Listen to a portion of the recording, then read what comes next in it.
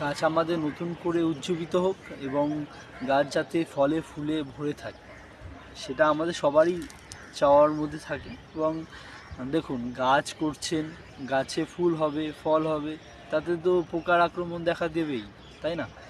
বা যদি আমরা সঠিক পরিচর্যা না করে থাকি, গাছের সেই সময় যদি সঠিক মেডিসিন না দিয়ে থাকি, বা গাছের যদি গ্রোথের জন্য ঠিকঠাক ট্রিটমেন্ট না করে থাকি, তাতে কিন্তু গাছের আমাদের ক্ষতি হবেই।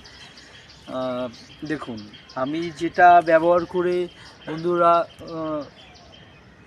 ফল পেয়েছি, আপনারাও সেটা করতে পারেন। আমি ফল পেয়েছি বলেই আপনাদেরকে বলছি যে এটা ব্যবহার করতে। এটা কিন্তু কোনো রকমভাবেই প্রমোশনাল ভিডিও না, এটা আমি ছাদ বাগানে এর ব্যবহার করে খুবই উপকৃত হয়েছি। এটা হচ্ছে গিয়ে কাকা, দেখতে পাচ্ছেন বন্ধুরা, কাকা। এই কাকাটা কিন্তু জৈব কীটনাশক। সবার থেকে বড় কথা হচ্ছে কাকা কিন্তু একদম জৈব কীটনাশক।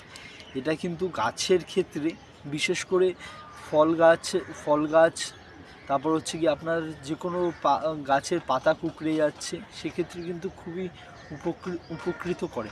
গাছটা যখন কিনবেন তখন দেখতেই পারবেন যে কাকা গাছের বৃদ্ধিকে উজ্জীবিত করতে সাহায্য করে ও মাটিকে প্রতিকারের জন্য কাজ করে। দেখতে পাচ্ছেন, মাটিও শুদ্ধ হয় এতে।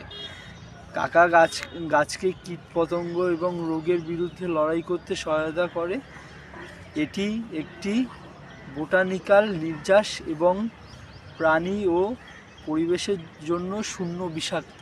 ভাবতে পারছেন, আপনি একটা কীটনাশক ব্যবহার করে আপনার গাছের গ্রোথও হচ্ছে, আর তার সাথে সাথে আপনার গাছও সতেজ এবং পোকামাকড়ের থেকে দূরে থাকছে। আপনারা ব্যবহার করুন। যারা ছাদ বাগানি বন্ধুরা কিছু ব্যবহার করেন বা না করেন, একটা কাকা কিনে নিয়ে এসে ব্যবহার করুন। আমি বলবো খুব ভালো ফল দেয়, আর আমি এইটা ব্যবহার করে আসছি। আর প্রয়োগবিধি যেটা রয়েছে, ধান, তুলা, লঙ্কা, সবজি, ফসল, চা, কফি এবং সমস্ত ফুল গাছে ব্যবহার করা যায়। আমি বলবো ফল গাছের ক্ষেত্রেও আপনারা ব্যবহার করতে পারেন।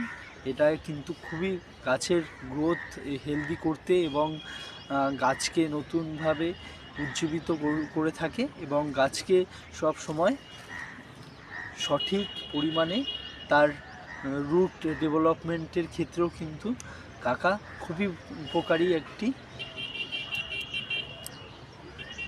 ওষুধ।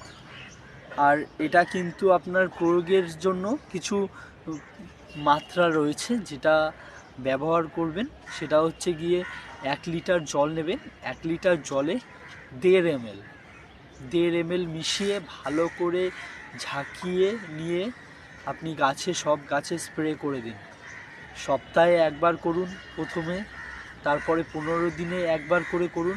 গাছ দেখবেন সতেজ, এবং গাছের যে সমস্ত পুষ্টি মৌল দরকার, এবং গাছের কিন্তু যেটা দেখলেন গ্রোথের ক্ষেত্রেও কিন্তু খুবই হেল্পফুল। তাই আপনারা আজই এটা কি ব্যবহার করেন আমার জানা নেই। আপনাদের ছাদ বাগানিরা চাইবেন আপনারা যেই বাড়ির ফল এবং ফুল গাছ করছেন, সেগুলো কিন্তু আপনার নিজের। তাই আমার মত বলে যে আপনারা অযথা বাইরের অজৈব কীটনাশক দিয়ে গাছের ক্ষতি করবেন না। কারণ যেই ফলটা আপনারা ছাদ বাগানিরা করছেন, সেটা কিন্তু আপনাদের বাড়ির জন্যই, বাড়ির লোকেদের জন্যই, তাই না? বাড়ির লোক বা আশেপাশের লোকেদের জন্যই করছেন। এবার সেক্ষেত্রে যদি আপনি অজৈব কীটনাশক ইউজ করেন, সেটার আর বাইরে থেকে কিনে নিয়ে আসার মধ্যে কোনো তফাৎ আছে কি? নেই নিশ্চয়। তাই আমি বলবো সবসময় জৈব কীটনাশক ব্যবহার করুন গাছে। অযথা অন্য সব কিছু ব্যবহার করার থেকে আমার মনে হয় জৈব যেসব কীটনাশকগুলো রয়েছে সেগুলো ব্যবহার করুন। কাকা কিন্তু আপনার জন্য সেই মোক্ষম দাওয়াইটা হতে পারে, যেটা আপনি ইউজ করলে গাছের ক্ষেত্রে কিন্তু খুবই ভালো একটা ওষুধ।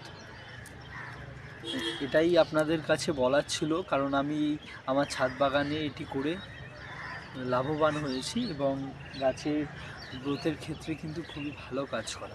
আর বিশেষ করে লঙ্কা গাছ যাদের কুঁকড়ে যাচ্ছে বা দেখতে পাচ্ছেন যে গাছের গ্রোথ নেই, তাদের ক্ষেত্রেও আপনি ইউজ করুন। লঙ্কা হতে পারে, সে আপনার যে কোনো সবজির ক্ষেত্রে হতে পারে।